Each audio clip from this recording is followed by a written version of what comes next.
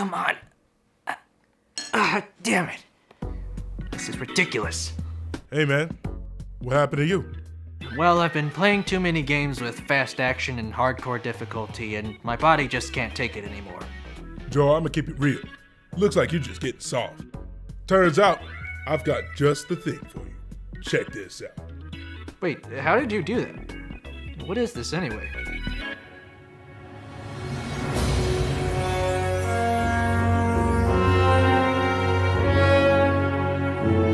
Oh, hell yeah! Oh, yep. I'm gonna need a minute.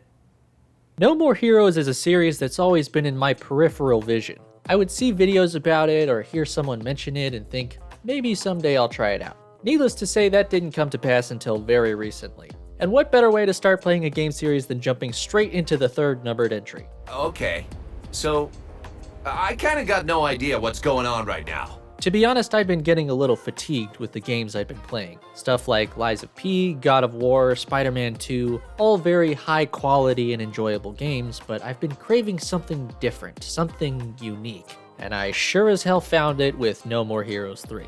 This is a game that starts with an old school arcade beat 'em up and transitions straight into a short animated film about a boy and his cute alien friend who returns many years later as a psychopathic supervillain bent on subjugating the planet. And it does not stop getting weirder until the credits roll. What the fuck is happening? Prior to this, I hadn't been privy to Suda51's brand of insanity, so this game was a breath of fresh air. A panicked and confused breath, but the air was fresh nonetheless. So aliens invade the planet, specifically near Santa Destroy, where our protagonist Travis Touchdown lives out of a dingy motel. Obviously, the planet being destroyed would put a damper on any plans he would have, so he decides to do something about it. Plus, he really wants to do whatever this is. For reals? I'll do it. Please, let me do it. And so he proceeds to fight his way through the top 10 galactic assassins. And that seems to be where this game really shines, the battles with the ranked assassins. Almost every encounter in the top 10 was a wholly unique experience that left me totally flabbergasted in the best way. All the fights are very engaging thanks to a revamped combat system, and the team at Grasshopper Manufacture have taken great care to vary up their mechanics and generally do the unexpected. As for the base combat, there have been some changes from previous games. Much like the previous entry, Travis Strikes Again, Travis now has a light and heavy attack as opposed to low and high, and he's lost the stun moves in favor of dodging and jumping with the face buttons. I see this as a win because going back and using the right stick to dodge was a borderline painful experience. Travis has a light and heavy combo with a couple alternate combos, plus his special abilities that he unlocks partway through the game, and in addition you can use experience points to get even more combos and moves for a more dynamic combat experience. These moves are all quite flashy and satisfying to pull off, but there's actually more to the combat. If you do well enough, you'll occasionally get these slots to spin, which can do a number of things from giving you money to giving you infinite wrestling throws, super speed attacks, or an invincible mode. You can even unlock a mech suit super move, although I actually found that one to be pretty underwhelming. It's basically a screen clear with very little pomp or circumstance to it most of the time. And there are still more abilities than that, but suffice it to say there's some pretty good variety in the things you can do in combat. And the game provides a good challenge to test your skills. And while I do think some of the non-ranked fights are a bit harder than they should be, the game has a nice way of nudging you on the path to victory with this roulette wheel that appears when you die, which can either hinder you or give you a nice bonus. This, along with the slot machines mid-fight, does a pretty good job of preventing you from getting stuck on one fight for a really long time. And then there's the open world. The streets of Santa Destroy are bustling with life. The city just feels so alive. Much like the first game, this one has an open world in which you can work odd jobs, take on combat challenges, or collect scorpions. This part of the game, the stuff in between the ranked assassin fights, is where the game falters. At first it's not too bad. You move around A to B, you do the odd jobs, you laugh at how silly they are, you do the designated matches, you plunge a couple toilets. It's the honeymoon phase. Everything's new. And the ranked fights punctuating the open world activities are enough to keep it interesting. But around the halfway point, this stuff really started to wear on me. The open world itself is really barren, and not just in the activities you can engage in, but just visually. Everything is so flat and open, but also not open because of unpredictable invisible walls.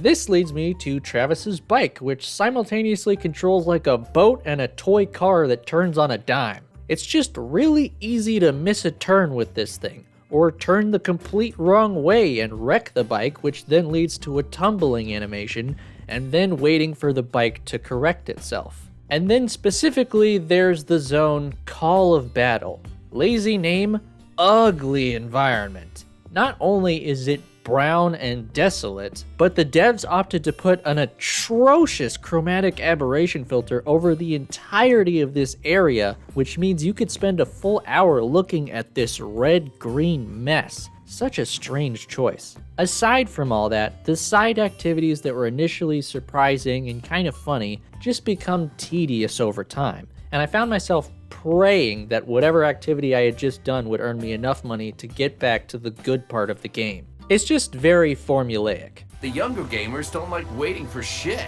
After a couple of ranked fights, you see a very distinct pattern emerge. Fight assassin, end credits scene, a scene with Fu, intro credits, a rambling scene with Travis and Bishop, then you do your designated matches and odd jobs, you get a scene between Fu and the next ranked assassin, then move on to fight that assassin. It happens exactly that way almost every time, and the game definitely could have used a couple shakeups in its pacing. The only other thing that I didn't love about this game was the visuals. Now, going back to the older games, there have definitely been improvements, and I appreciate sticking with the distinct visual style, but that said, I still think for a 2021 game, they could have made it look a little better. But what it lacks in visual fidelity, it more than makes up for with style. This game series is unlike any I've seen before, and the third game in particular goes out of its way to put a unique spin on familiar game elements. From the title screen to the tutorials, right down to the interact prompt, this game refuses to do the standard thing. No More Heroes 3 is dripping with style and constantly plays with the format in fun and surprising ways. It even breaks the fourth wall a number of times, and it actually works most of the time. This shit is gonna get recalled.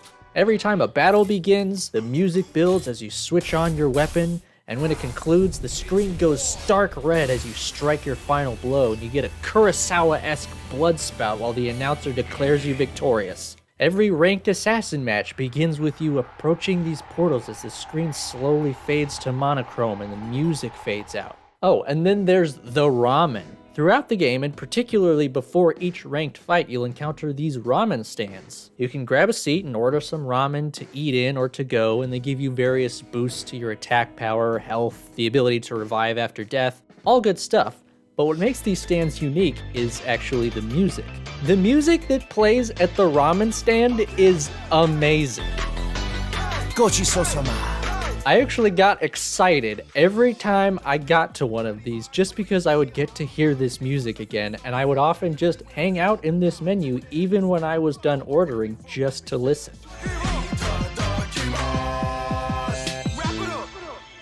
And this game actually has a lot of really good music, from the battle music to the credits songs.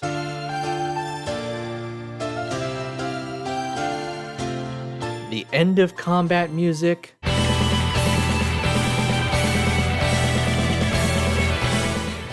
All of it. It's just bangers, front to back. I don't know how else to put it. Something else I appreciate about this game is how short it is. Actually, all the No More Heroes games clock in around 10 hours or less on average, and I think that works in their favor. Like I said before, some parts of the game were starting to wear pretty thin toward the end. And I also think that games in general, particularly in the AAA space, are getting way too long these days. A bit off topic, I suppose, but the point is, I appreciate that this game wasn't longer than it needed to be. The younger gamers don't like waiting for shit.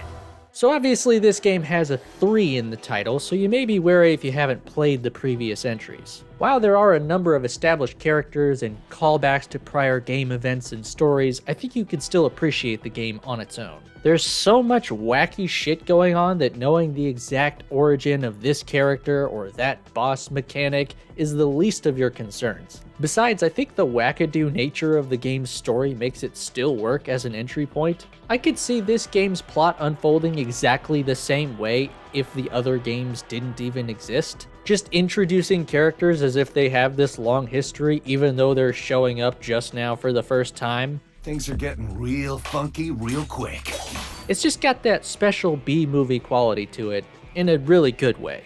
Besides, this game just feels better to play than the previous ones. Honestly, if I had started with the first game, I probably would have given up because I found it to be a frustrating and tedious experience. The gameplay made it hard to appreciate the zany antics that happened in the cutscenes. Finally, I want to talk about playing these games on PC. First of all, every game runs quite well, at least in my time playing them. I had almost zero hiccups or technical issues, aside from some shots in cutscenes being framed weirdly, though this may be because I played in ultra-wide, so for most people it probably wouldn't be an issue. The first two games are pretty, lean on the settings, but they still run very well. No More Heroes 3 has more options than the first two, and it even lets you manually choose your prompts, which is good because Nintendo prompts still confuse me most of the time. I will say it's very unfortunate that you can't play with motion controls on PC.